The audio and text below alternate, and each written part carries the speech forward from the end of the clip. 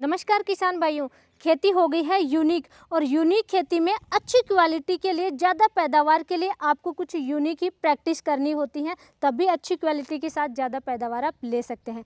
आपके पास है मिर्च की फसल, आपके पास है सोयाबीन की फसल, तो आपको कुछ कार्य करने होंगे जिसकी वजह से आपकी फसल बिल्कुल स्वस्थ रहेगी, लंबे समय तक स्वस्थ रहेगी और ज़्यादा क्वालिटी के साथ ज़्यादा पैदावार आप ले सकते हैं। देखिए, बारिश का समय की शुरुआत हो चुकी है और ऐसे समय में कई टाइप के फंगस जनित रोगों का अटैक बहुत ज़्यादा देखने को मिलता है। जैसे जैसे फसलें बड़ी होती हैं वैसे वैसे लीफ स्पॉट की समस्या बहुत ज़्यादा आती है, पाउडर मिल्ड्यू है, अर्ली ब्लाइट, एंथ्रेक्नोज, उसके साथ साथ में फल सड़न यानी फ्रूट रोट की भी समस्याएं देखने को मिलती है मिर्च और सोयाबीन की फसल में। तो इन सब समस्याओं का एकमात्र समाधान है, वो मैं लेकर के आई हूँ आपके लिए सिंजेंटा का मिराविस डियो। बहुत ही यूनिक फंगिसाइड है और सिंजेंटा का मिराविस डियो बहुत ही पावरफुल फंगिसाइड है, बहुत तरीके के फंगस जनित रोगों को एक साथ कंट्रोल करके रखता है।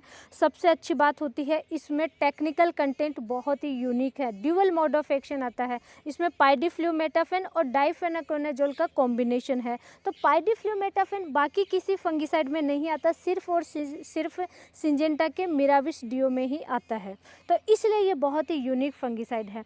सिस्टेमिक प्लस ब्रॉड स्पेक्ट्रम होने के साथ साथ में ये इसमें ट्रांसलेमिनार एक्शन भी आता है, ताकि फंगस जनित रोगों को बहुत ही अच्छे से कंट्रोल करके रखता है, लंबे समय तक ये कंट्रोल करके रखता है। और जैसे ही इसका आप स्प्रे करेंगे, स्प्रे करने के बाद में जो नई पत्तियां आती हैं, नया फुटाव होता है, वो बिल्कुल स्वस्थ देखने को मिलता है। और बारिश का समय है, बारिश के समय में भी फसलों में लंबे समय तक रिजल्ट देखने को मिलता है, लंबे समय तक फसलें बिल्कुल स्वस्थ रहती हैं। और स्प्रे करने के बाद में प्रकाश संश्लेषण की दर में वृद्धि हो जाती है, जिससे कि फसलें ज़्यादा स्वस्थ, ज़्यादा हरी भरी नज़र आने लगती हैं, यानी फाइटोटोनिक इफेक्ट भी इससे देखने को मिलता है। फसलें तनाव मुक्त रहती हैं। उसकी वजह से क्या होगा, अगर आप जैसे फुटाव का समय उसी समय आप स्प्रे करेंगे तो ज़्यादा प्रोडक्टिव ब्रांचेज ज़्यादा निकलती हैं, जिन पे ज़्यादा फल लगते हैं ऐसी शाखाएँ ज़्यादा निकलती हैं, फ्लावर्स ज़्यादा निकलते हैं, फल सेट ज़्यादा होते हैं, प्रोडक्शन ज़्यादा मिलता है और अच्छी क्वालिटी के साथ ज़्यादा प्रोडक्शन मिलता है।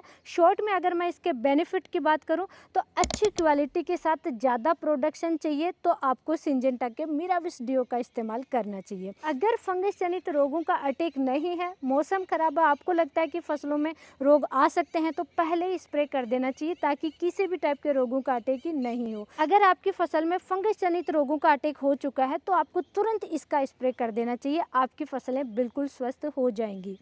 सिंजेंटा के मिराविस डियो को यूनिक टेक्नोलॉजी से बनाया गया है, एडेप्टिन टेक्नोलॉजी की वजह से। ये बहुत ही पावरफुल फंगिसाइड है। इसकी बात की जाए दोस्तों, अभी जैसे कि मिर्च की फसल है, बारिश का समय है, मिर्च की फसल पूरी साल भर हर स्टेट में मिर्च की खेती करते हैं किसान भाई। पंजाब, हरियाणा, राजस्थान, उत्तर प्रदेश, मध्य प्रदेश, गुजरात, महाराष्ट्र, कर्नाटक, वेस्ट बंगाल, हर जगह मिर्च की खेती करते हैं। मिर्च की फसल में लीफ स्पॉट की समस्या बहुत ज़्यादा आती है। उसके अलावा पाउडर मिल्ड्यू, एंथ्रेक्नोज, फल सड़न, फ्रूट रोट की समस्या बहुत ज़्यादा देखने को मिलती है। उनको बहुत इफेक्टिव रूप से कंट्रोल करेगा। और मिर्च में ज़्यादा प्रोडक्शन चाहिए तो आपको कम से कम 3 बार इसका स्प्रे जरूर करना चाहिए। सबसे पहले जब शाखाएँ निकल रही हों, फुटाव हो रहा हो, ताकि प्रोडक्टिव ब्रांचेज ज़्यादा निकलें, जिन पे ज़्यादा से ज़्यादा फल आए, जिन पे ज़्यादा से ज़्यादा फूल आए, ऐसी शाखाएं ज़्यादा निकलती हैं और आगे चल के फ्लावर्स भी ज़्यादा निकलते। तो इसलिए आपको मिर्च की फसल में फर्स्ट स्प्रे करना चाहिए। जब आपकी मिर्च की फसल 30 से 45 दिन की हो, उस समय आपको फर्स्ट स्प्रे करना चाहिए। उसके बाद में जैसे फ्रूट सेट हो रहे हों, फ्लावर्स आ गए, स्वस्थ फ्लावर्स आए, फीमेल फ्लावर ज़्यादा आए और मिर्च लग रही हैं, मिर्च की फसल 60 से 75 दिन की है, उस समय आपको बीच में कभी भी एक बार सेकंड स्प्रे जरूर करना चाहिए। और थर्ड स्प्रे करना है दोस्तों 75 से 100 दिन के बीच में, जब फल बन रहे हो, मिर्च की साइज बन रही हो, उस समय आपको थर्ड स्प्रे करना चाहिए। और मेच्योरिटी स्टेज पे भी इसका इस्तेमाल कर सकते हैं ताकि फल सड़न की समस्या नहीं आए।